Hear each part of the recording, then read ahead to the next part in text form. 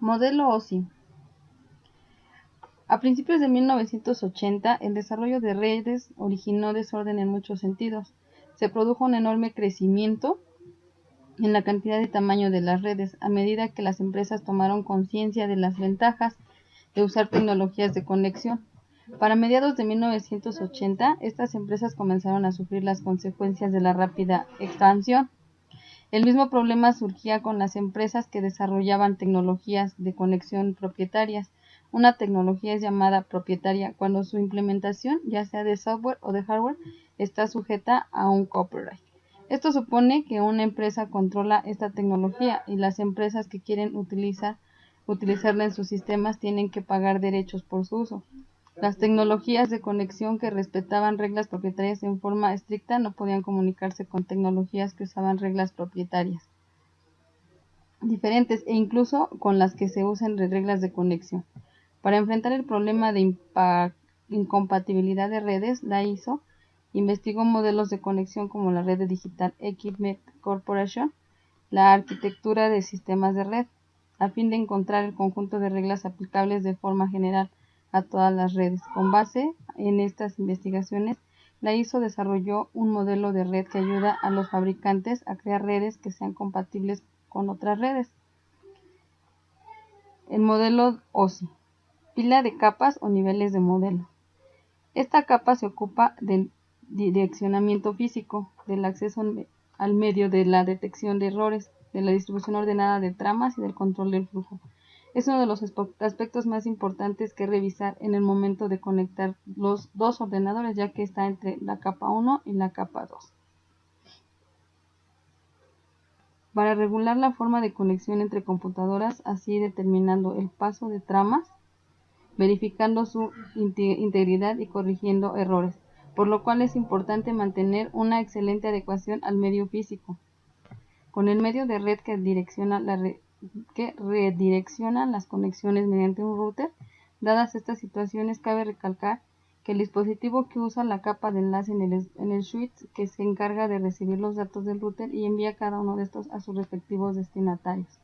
Dada esta situación, se determina como el medio que se encarga de la corrección de errores, manejo de tramas, protocolización de datos, que esto se llama protocolo a las reglas que debe seguir cualquier capa del modelo OSI.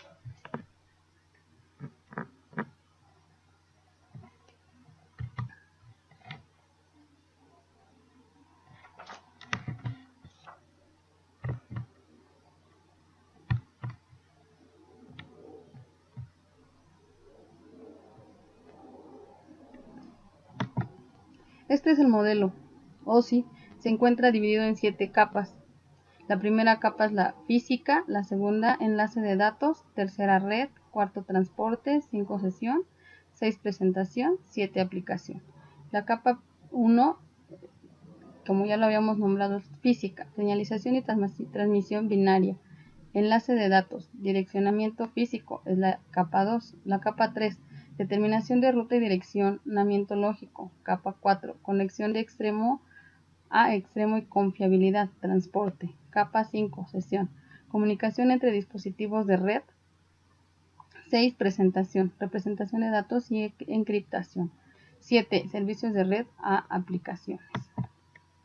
El modelo de interconexión de sistemas abiertos, más conocido como modelo OSI, que en inglés Open System Interconnection, es un modelo de referencia para los protocolos de la red de arquitectura en capas, creado en 1980 por la Organización Internacional de Normalización.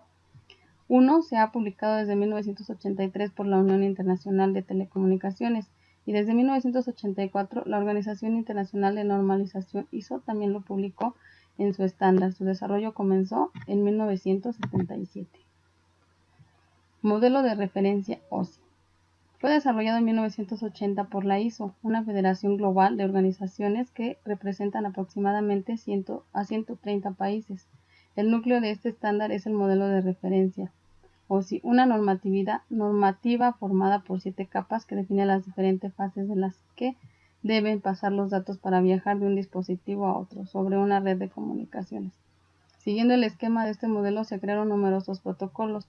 El advenimiento de protocolos más flexibles donde las capas no están tan demarcadas y la correspondencia con los niveles no era tan clara. Puso este esquema en un segundo plano. Sin embargo, se usa en la enseñanza como una manera de mostrar cómo puede estructurarse una pila de protocolos de comunicaciones. El modelo especifica el protocolo que debe usarse en cada capa y suele hablarse del modelo de referencia, ya que se usa como una gran herramienta para la enseñanza de comunicación de redes.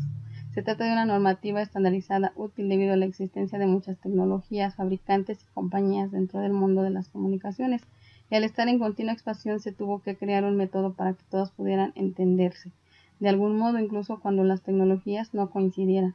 De este modo, no importa la localización geográfica o el lenguaje utilizado, todo el mundo debe entender a unas normas mínimas para poder comunicarse entre sí. Esto sí, sobre todo, importante cuando hablamos de la red de redes, es decir, Internet. Aquí nos muestra, de una forma más entendible el modelo OSI, sus 7 capas y a lo que se refiere cada uno. La capa 1, la capa 2, así sucesivamente hasta las 7. Aquí nos viene con sus ejemplos, porque está ilustrado, bien ilustrada cada capa. Son 7 las capas o niveles, como uno pueda referirse a ellos. La primera capa es el nivel físico. Es la que se encarga de la topología de red y de redes y de las conexiones globales de la computadora hacia la red. Se refiere tanto al medio físico como a la norma en la que se transmite la información. Sus principales funciones se pueden resumir como definir el medio o medios físicos, definir las características materiales, definir las características funcionales de la interfaz, transmitir el flujo de los bytes a través del medio, manejar las señales eléctricas del medio de transmisión, polos en un enchufe, garantizar la conexión. La capa número 2, nivel de enlace de datos. Se encarga de identificar al enrutamiento existente entre una o más redes. Las unidades de información se denominan paquetes y se pueden clasificar en protocolos enrutables y protocolos de enrutamiento. Enrutables viajan con los paquetes. Enrutamiento permiten seleccionar las rutas. El objetivo de la capa de red es hacer que los datos lleguen desde el origen al dispositivo. Los dispositivos que facilitan tal tarea se denominan encaminadores o enrutadores. Los routers trabajan en esta capa, aunque pueden actuar como switch del nivel 2 en determinados casos.